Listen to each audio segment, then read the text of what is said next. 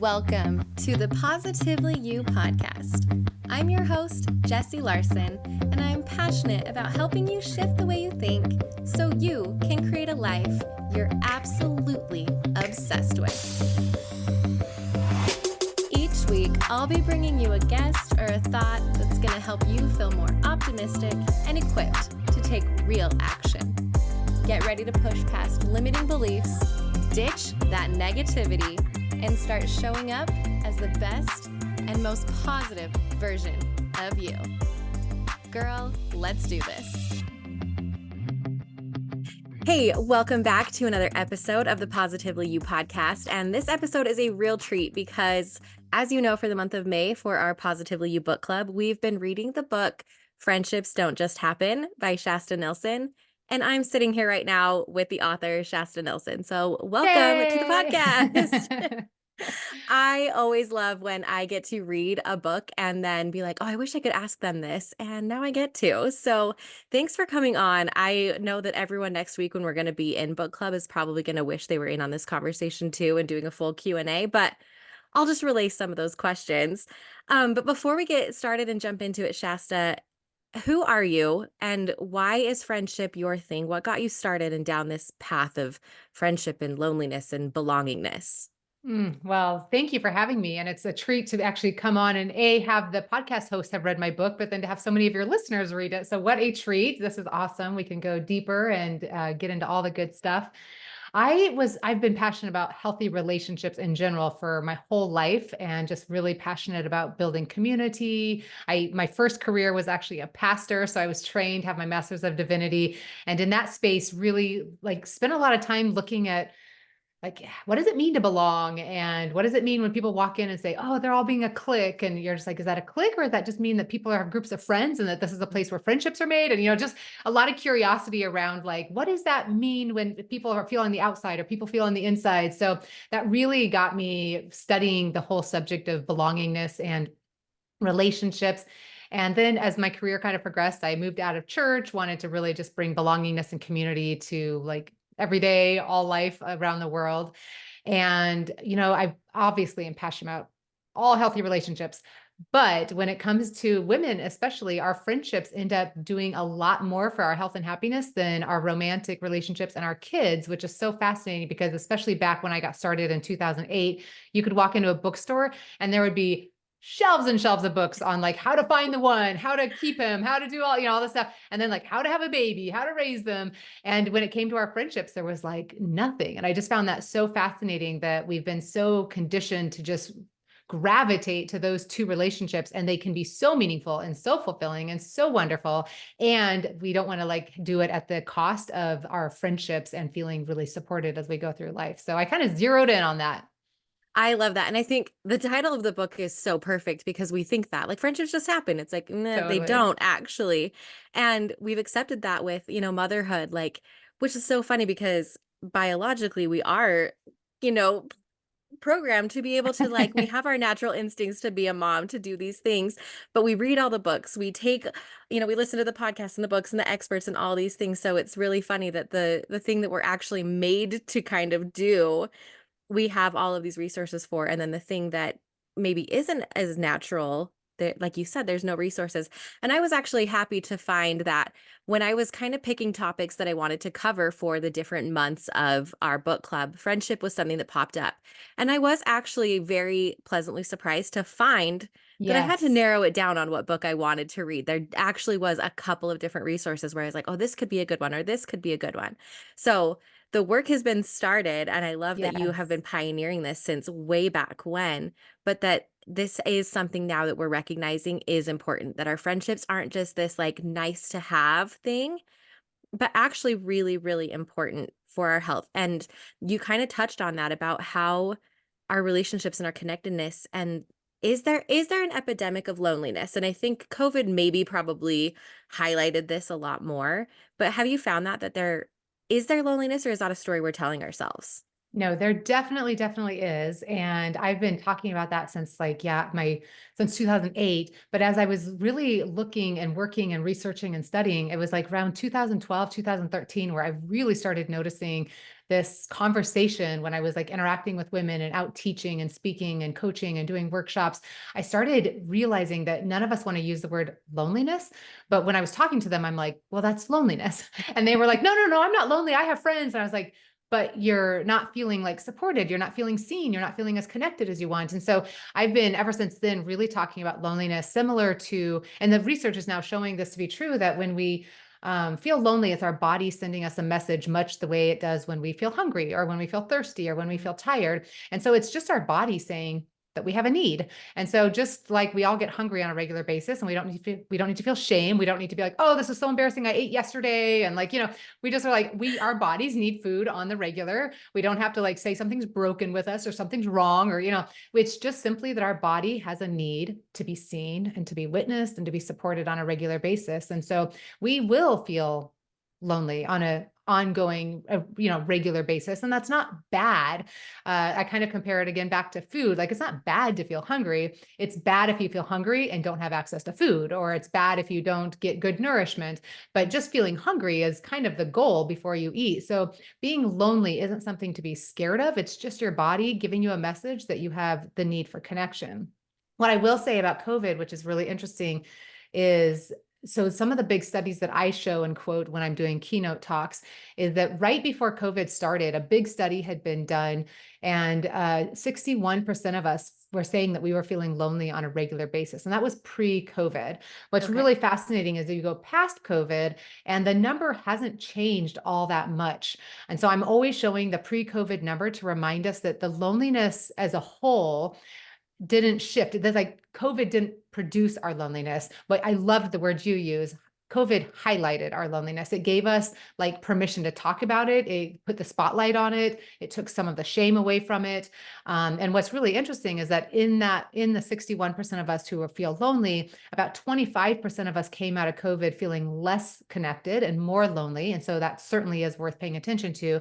And about 25% of us, about a quarter of us, came out feeling more connected, more close to some people, and really much more with a structure of connection. So overall, our numbers aren't like drastically different, but I think it's a beautiful moment for all of us to kind of check in with ourselves and say, how do I feel is probably the most important question. But yes, we do have a loneliness epidemic. Our US Surgeon General has said this is the #1 public health issue of our time right now.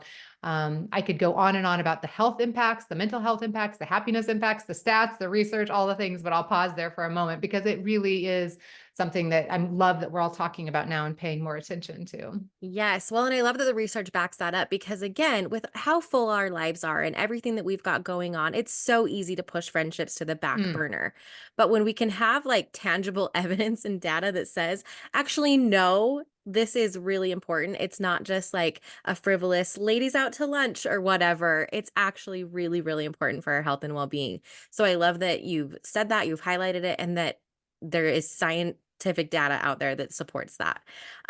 I also like what you said about, it highlighted it and how do I feel about this? And that's what I got from reading the book. It was really good for me to kind of reflect and be like, how do I am I lonely or do I actually have friends? And I liked the way if you've been reading along the book, she has these circles of connectedness and there's 5 different like levels of friendship and connectedness that you have. And that was a really awesome like way for me to reflect on all of the people I do have in my life. And you even have, I'll link everything down below in the show notes because there's workbooks you can go through and like how you can journal out all of this. But it was really interesting for me to see where I actually was more full with people I'm connected with that I maybe would not have recognized if I mm, didn't intentionally look at that.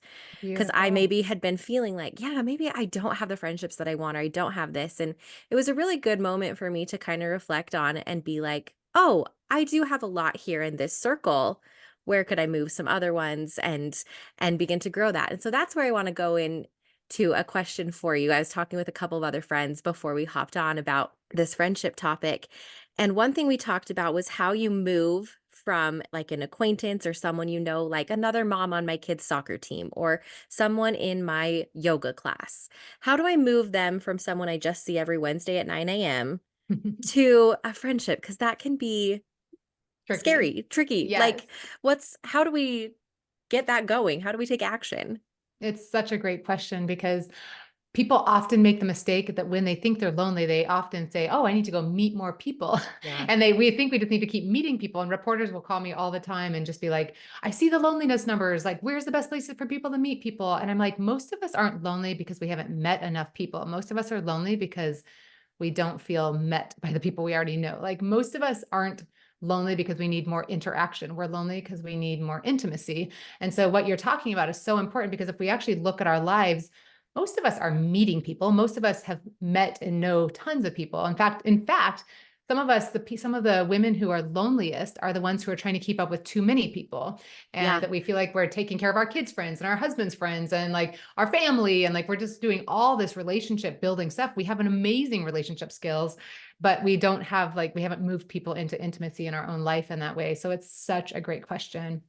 And the quick answer to it is what we want to do, what moves people from one circle over to another circle is to start creating another path of consistency with them. So our goal is to move as quickly as possible. So if we know them from yoga, if we know them because our kids are friends, if we know them from this PTA, whatever the place we know them from, that's our container, that's our bucket. Like that's where we go and that's where we interact with them. Our big goal, like they're never going to become lifetime friends unless we figure out a way to interact with them outside of that original bucket. Because what we Mm. don't want is when that bucket comes to an end, the friendship is going to come to an end. And this happens all the time. This is why so many of us are revolving door friendships because our kids don't like each other anymore. So now we don't want to like, now we aren't interacting, or our kids are no longer on the same swim team, or, we moved out of the neighborhood. And so life changes. And what we want to do is start kind of gluing another area of our life together. So when we're starting to build those friendships, we want to, of course, there's always so many other skills in there that are so beautiful about just like practicing sharing with each other a little bit of vulnerability, really making sure you're showing up and adding joy and value to their life. But really, what you're strategically trying to think through is how can I like string another area of our life together? Can I invite this person to this gathering over here? Can I invite her to go for a walk with me? Can I say maybe we should go out, and we always do stuff with the kids, but maybe as couples we should go out and have lunch together or dinner together. Maybe instead of doing it this way, we have a pattern. Every relationship has a pattern of where we see them, how often we see them, and the goal is to kind of extend and expand that pattern. So Yeah. it's scary because we're like, oh, well, we just always see each other at the park. Like, I don't know. But then like, well, can we say, hey, next time we get to the park, like text them ahead of time. Would you be up for grabbing lunch afterwards with the kids? Or would you be up for grabbing coffee beforehand for 20 minutes? Like just even extending the time to just you and the other person, as opposed to all the group of moms, or anything you can do to start adding on and kind of practicing reaching out to each other and putting in more logging more hours together is the most important thing we can do. Yeah, absolutely. That consistency. And then I think vulnerability is that piece. And so often when Yes. we hear the word vulnerability, we think spilling all our deepest, darkest secrets. And we'll get to that point, right, in our friendships. But I think sometimes that vulnerability is that extending that invitation and starting, like you said, to glue another piece. Or I was thinking of it almost as like an anchor, right? If the kids are the anchor and they stop being friends, then that anchor is gone. And so I might need several different anchors into this friendship. Yes.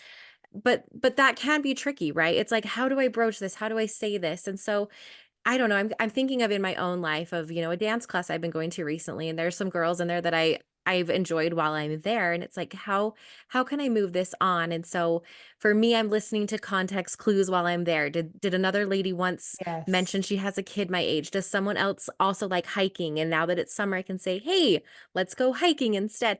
Right. It doesn't have to be, I think so often, as with many things in our life, we build them up to be harder and scarier in our head.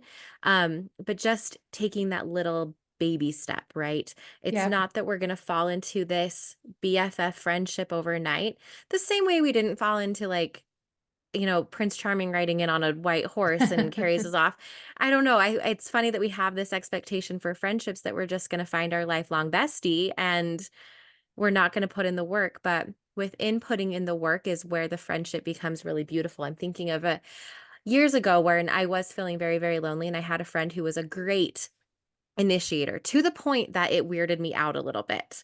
And she would call on the phone, and this was, like texting was a thing, Instagram was already a thing. And I remember my husband being like, "Why is she calling you? Like nobody calls." And now, 8 years later, we're like really good friends and we hang out consistently all the time. And so I'm grateful for her for putting in that effort there, Yes. even when I was like, I don't want to answer my phone. I don't talk on the phone. And now we talk all the time. So there is that, just that consistency and coming up with being creative. So some of the research that came out in the last couple of years out of University of Kansas, Dr. Jeffrey Hall is talking about how it takes 40 to 60 hours for us to go from strangers to what we would call casual friends. And we Mm. self-report that it takes about 80 to 100 hours before we feel like that person is like, oh yeah, we're really good friends. And it's about 200 hours before we have built the time in to call somebody our best friend, our confidant, our tried and true person. So when you think about that, like I'm not a big fan of putting numbers in front of all of us. I don't think we have to like keep track of that and tally that. And I think there's things we can do to accelerate some of those hours. But it illustrates for all of us that friendship never just happens instantly. You can meet somebody and have instant chemistry. You could even both say, we are going to become best friends. You could like make that statement and even start doing it. And you're not best friends until you've like logged the hours. Those hours are so important because those hours are where we start learning how we can predict each other. And are we the friends who talk on the phone? Or are we the friends who text? Are we the friends who grab coffee in the morning? What kind of coffee should I grab her? What does she like to drink? And is she the kind of person that I can just call? And is it comfortable for us to just call, or is she going to think it's weird yet? And so all of those things, and even if we have both of us promise that we're going to be best friends and set out to be best friends, which doesn't usually happen right on the onset. But even if we did, even if we were like, our lives were perfect twin mirrors of each other, friendship, intimacy, comfortableness, familiarity doesn't just happen. And so we can't go meet somebody once or twice and be like, I don't know, it just doesn't feel that comfortable. Or I don't know, it just doesn't like feel easy or like it's awkward. That's not a judgment of that person. It's not a judgment of what that friendship could become. It's simply that it takes time for us to hang out with each other, to learn each other's stories, to start being able to get a sense of, does she laugh easily? What kind of things does she laugh at? And does she cheer for this? And is she okay when I do this? And just like learning each other's quirks and personalities. And it takes time to become familiar, and we'll never Mhm. feel close to somebody until we feel familiar and comfortable. And so, yeah, it's give ourselves a break that it is going to feel awkward. It's by nature has to be awkward because we're two strangers doing something together. And every single thing we do, if you meet somebody at dance class, inviting them to go hiking, that is going to be awkward because it's the first time that that friendship has done that thing. And so it's learning a new dance together. And so it's okay if it feels awkward. Like that is all of us building that friendship out, and every new path that we're creating. And every time it's the first time, it might feel a little awkward. And like, that's not a sign to not do it. It's a sign that it just has to do all those things to get to that place of comfortableness that we actually really want. And so I compare I've been comparing lately our social health to our physical health a lot Mhm. more and using similar metaphors. And I think about when we go work out, we don't panic when we start to sweat. We don't say, oh my goodness, this must be bad for me. Or like, oh my goodness, this exercise is toxic. Or like, I don't do drama. This is too much work. We don't panic when we start to like glisten or our heart rate Mhm. goes up or we start breathing faster. Like we understand that our physical health is on the other side of physical exertion. In fact, so much to the point that sometimes we wonder if it's actually exercise if we're not sweating or breathing heavy, right? And so we equate those two. We know that we're going to get stronger on the other side. I mean, I think about our muscles, and we when we want to tone our muscles, we're actually have to go past our limit. We have to do more reps, or we have to lift heavier weights. We are actually injuring our muscle. We're actually damaging, we're tearing little micro tears in our muscle, knowing that it's the repair mechanism of our body that's going to make our muscle stronger and more toned. So when it comes to our social health, I invite us to take a similar approach. Like, don't panic when you start to sweat. Don't panic when you start to feel awkward, when you start to feel anxious, when you start to glisten a little bit socially, when it feels like you're going past your limit. Like that's the point. If you want your friendships to get stronger and not be flabby, you have to like go past the limit of what you've done up to this point. So hopefully that metaphor helps kind of, I don't know, set healthy expectations that we don't need to pull back when it's awkward. This is like the time to like push in because our social health is on the other side of that. Absolutely. No, I love a good metaphor. So thank you. And it's so true. And I think that that's a huge part about it is just shifting like the story we're telling ourselves and shifting that thought. Even from the thing I hear all the time is female friendships are hard. or Yeah. making friends as a mom is hard. And I'm like, well, yeah, if you're coming to it with that mindset, it's going to make it even 10 times harder. So I think shifting the expectation, embracing the awkwardness, because yeah, like our mindset is just it's gonna be a huge either it's gonna propel us forward or it's gonna hold us back so much. So I love that metaphor you shared. My question that I have around this and around initiating and consistency too is I have a friend who has given herself a three strikes rule where Mm. she'll initiate 3 times. And if it doesn't go anywhere, 3 strikes, you're out. Immediately, what's your reaction? I just want to know your gauge there. Well, what I love is at least she's willing to do it 3 times because I interact with so many people who don't even do it once Yeah. or who do it once and they're like the ball's in her court, right? So like I give her props for saying I'm going to initiate 3 times. So that part is impressive. Um, but yeah, so this is not scientific research what I'm about to say. This is me anecdotally in 15 years doing surveys and stuff like that. Only about 20% of us are initiators from what I found. Like about Mm, like this is not most of us don't love doing that. Most of us aren't that great at it. And this is the number one complaint I hear from friends by far. The number one thing is wishing that our friends would reach out more, wishing that our like I'm the one who does all the work. I'm the one who has to reach out. If I didn't call her, I would never hear from her. If I, and so this is a source of deep pain in our friendships. yeah. So there's a couple things there. One is if we are among the 20%, it doesn't do us any favors to just stop doing it because we are the ones who benefit from doing it. That we're not doing this for them, we're doing it for us because we want friends. So keep doing it if you can. But to your friend's point, there's some people that aren't open, aren't going to prioritize it, aren't like if she's got lots of options and choices, then I think it's a fair thing to say I'm not going to keep tugging on this rope if there's no interest there. So I think that's somewhat fair. I wouldn't just write them off completely, but I might say, okay, I'm going to not keep investing too much energy there. And for the vast majority of us, we need to learn to practice initiating. And I will say this, if we aren't in addition to initiating, we need to be expressing a massive amount of appreciation to our friends who do initiate. When they do initiate, we need to be so clear if we want them to keep initiating. If we can't do something, instead of just saying, I can't make that, we need to say, I can't make that, but it means so much to me that you reached out and please reach out again because I would love to do this in the future. We need to tell our friends that we like them. We need to tell them we see their hard effort in initiating. We need them to know that they are appreciated. We need to say to our friends, like, you know what? I credit our friendship to you because I know I'm a terrible initiator. And the fact that you keep reaching out means the world to me. Because the biggest thing with initiators is they start worrying, do I care more than the other person? Yes. And so that's where that's the story that starts hanging. I don't mind initiating, but none of us want to feel like you don't care about us or that we care more about you or that if we just didn't initiate, you would forget about us.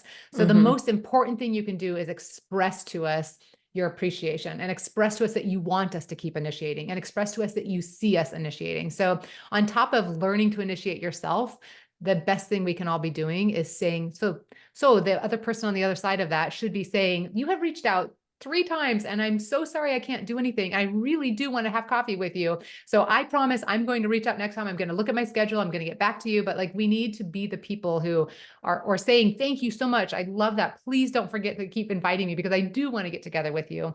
We have to be better at verbally telling each other that we appreciate those reach outs because it's a lot of friendships just go to die, not because they're not two amazing people and not because they couldn't get along, but because they never got the pattern of consistency down. Yeah.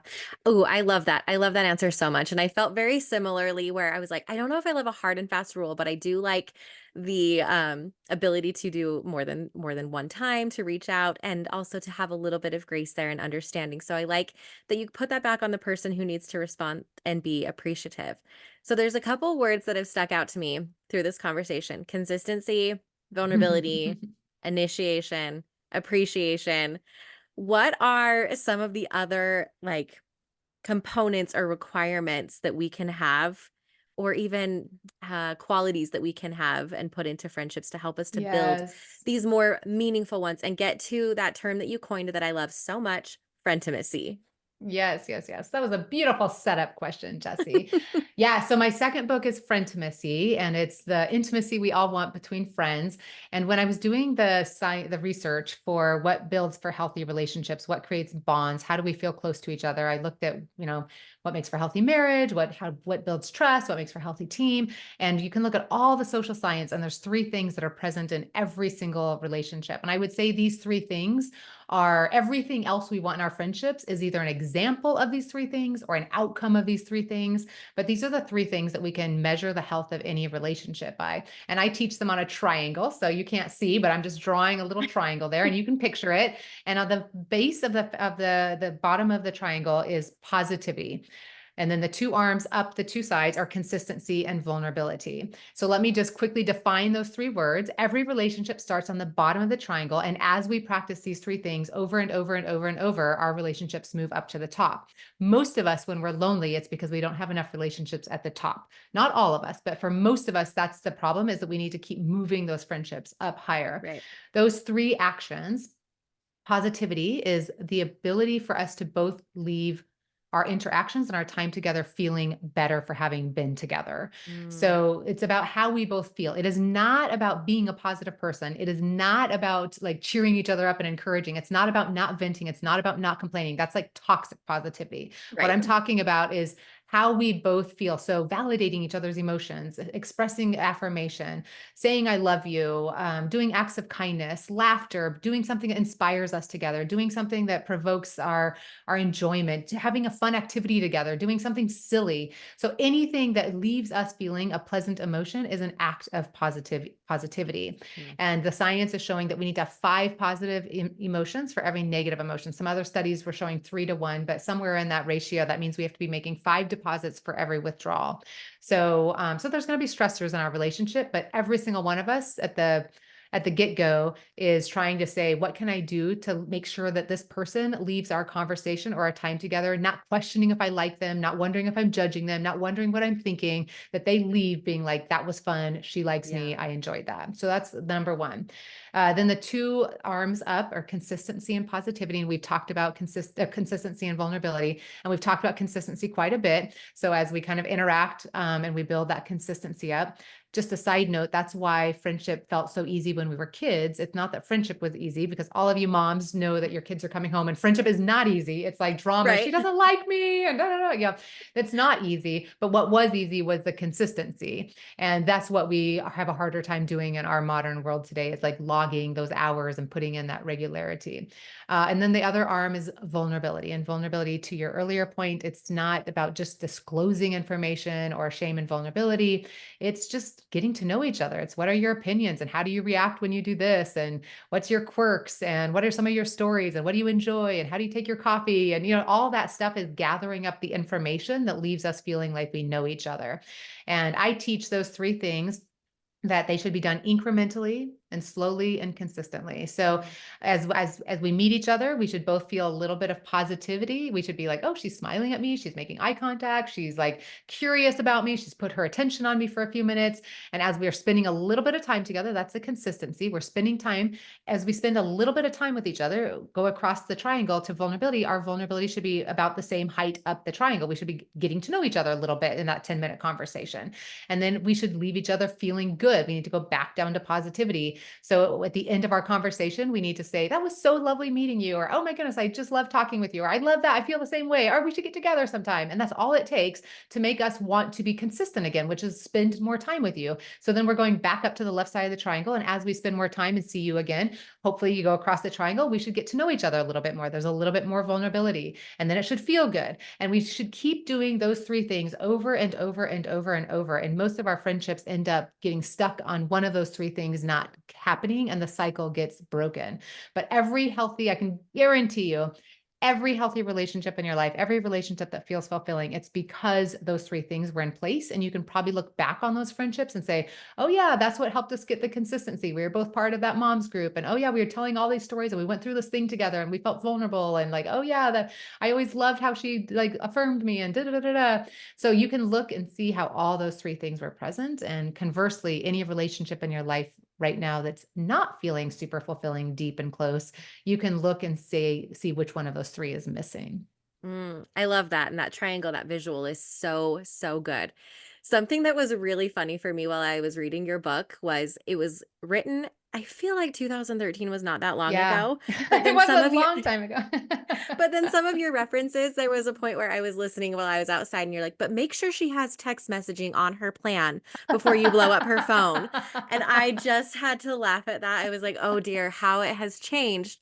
But with that, one of the things that has helped me be so consistent with friendships has been Marco Polo or other like Yes, FaceTime love apps and it. things like that. So as technology has grown and I have such a love-hate with social media and other things and where it can be a time suck and a drain, I feel like some of those things can actually help us along the way when we do have these lives that are so full, that are so busy.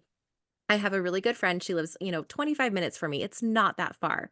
But our life and with spring and with sports and the end of school and all of these things, we have been, ships in the night trying to be like, we should go together for this and we should do this and this and this. And had we only had in-person opportunities to be able to connect, we would Yes. be way like our deposits in that bank, as you're saying, would be very, very low. But because we've been able to utilize technology to connect and to have conversations, we've been able to keep moving that friendship forward.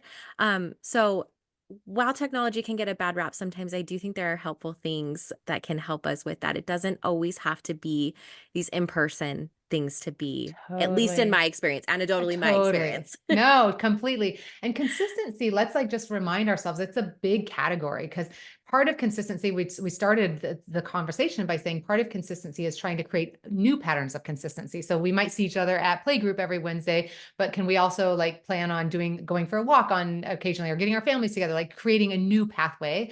But other parts of consistency is duration, like spending a weekend together, spending a whole day together is like so bonding rather than just like an hour here and an hour there, so duration is a big bonder under consistency. And you're talking about frequency, which is a really incredible Mhm. bonder. The more frequent we are, the more we feel like that bridge is accessible to us. So I love Marco Polo. I 5 of us girls are on it. Like there's a group of us and we're just on it all the time. It leaves me feeling like I've talked to my friends on a daily basis. It leaves me feeling like the bridge is right there if I need to cross it. It leaves me feeling connected. The string is there. So it's so, so, so powerful. But I wouldn't want an entire relationship on Marco Polo because we're not making memories together. We're just keeping Right. updated in each other's lives, right? And so we were looking for that variety of the things that are memorable, the ways we can spend time together, but absolutely that frequency of using our apps and even just having that sounds so weird. I feel closer to my friends who are on Instagram or Facebook or something like that because I'm seeing the micro moments in their lives. I'm seeing the picture of their kids going to school that they posted, and I'm seeing that they are their camping trip, and I'm seeing these moments that might not come up in our conversations, or that might not be a big topic for us.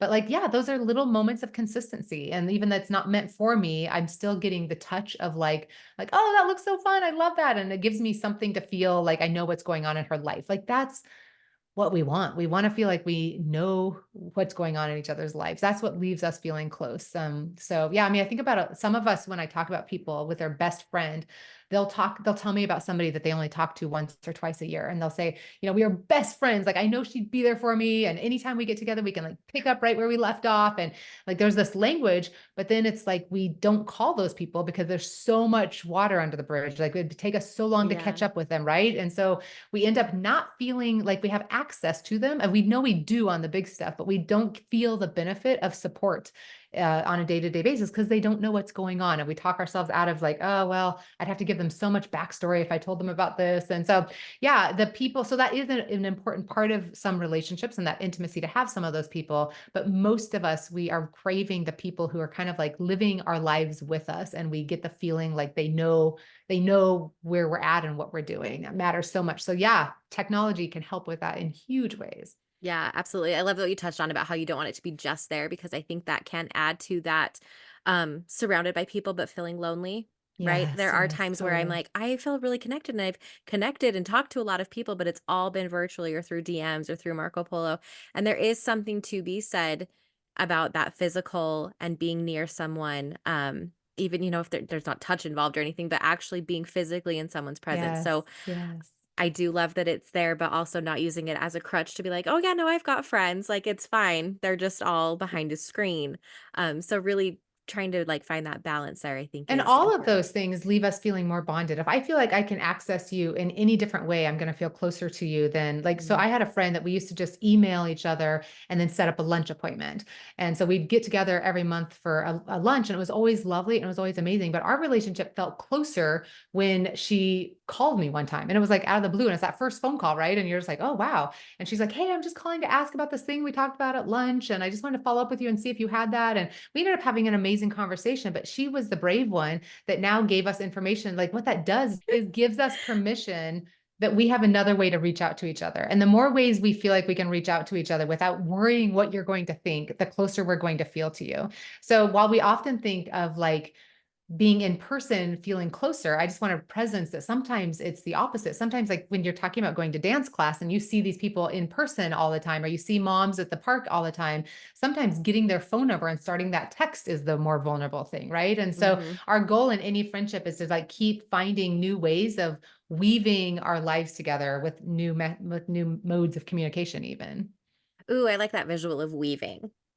That's a really good one because that is we want our lives to be intersected with each other. Hmm. I think that that is so beautiful, and I've loved this entire conversation. I could probably talk about this for literal hours and hours, and so could you, which is why I'm so excited that you have a podcast.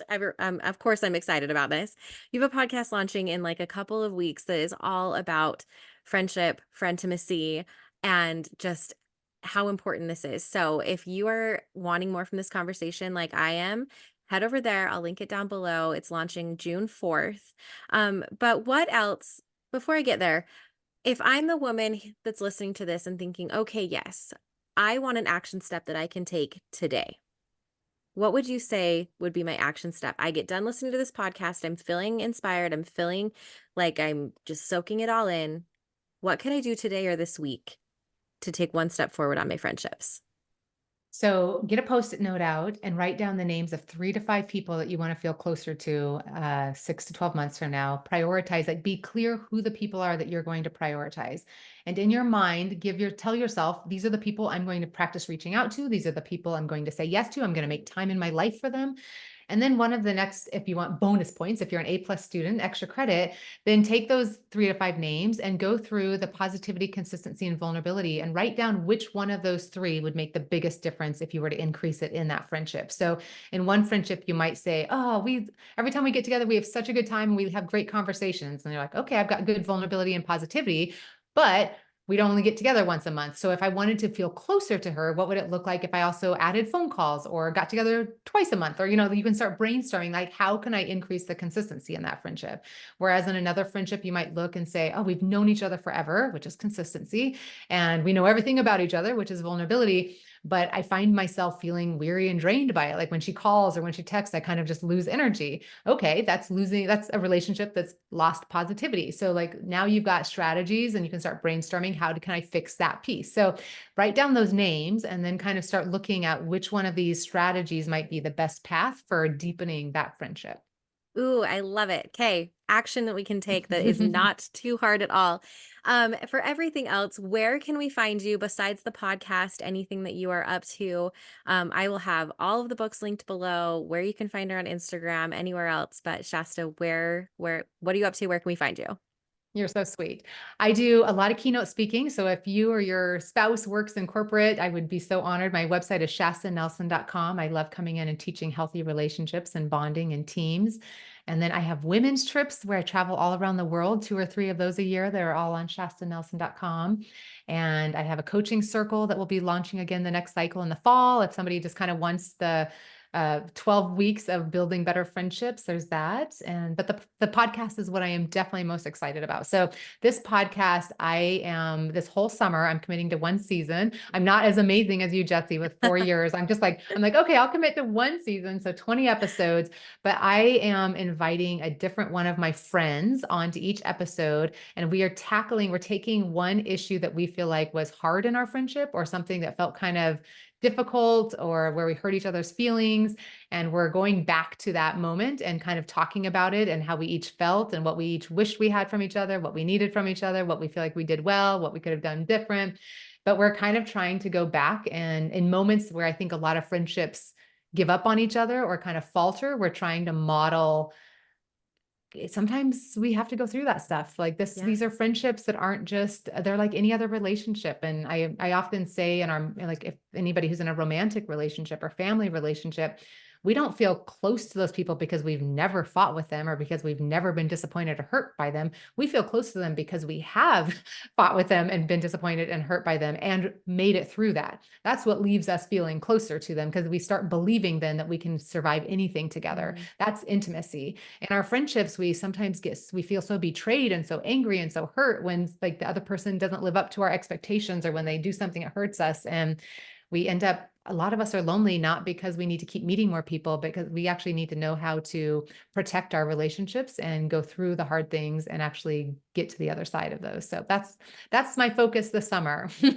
Absolutely. Oh my gosh, I wish it was June 4th tomorrow because Oh, as you're you're so saying that, sweet. I'm like, I want to binge all of those. I guess I'll just do one week at a time and get through it. You're But so that sounds sweet. absolutely amazing. What a cool resource and a cool example. It's so awesome to see things modeled like that and to have both sides coming in. Ah, I can't wait. I can't wait. And this conversation has been awesome. I've loved having your book as our book club discussion of the month. It's been so, so fun.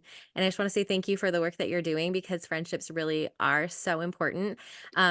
My whole thing is about, our personal development, but so much of it has not been personal. It's been friendships and relationships and kids and everything. They're And so this is just connected. I mean, yes, it is. our relationships are, I always say our relationships are the yoga mat for our personal growth. Like you can't just learn to be a better human in a vacuum. So it makes complete sense that you are talking about relationships. That's where we end up doing most of our growth. So that's awesome. Absolutely, absolutely. Well, I love this conversation so much. I will let you get to where you need to be, but thank you for making time for the Positively You podcast. Thank you for hanging out with me again today. I'm so glad you pressed play. If you want to take a quick second to share this episode with someone you think would love it too, that would be amazing. If you're loving the show, make sure you go and leave a review on iTunes. Reviews are like magic for podcasts, and your review will help get this show into the ears of more amazing women just like you. And come find me over on Instagram. I'm there at positively.jessie, and I cannot wait to hang out with you some more. So until next time, have an amazing week.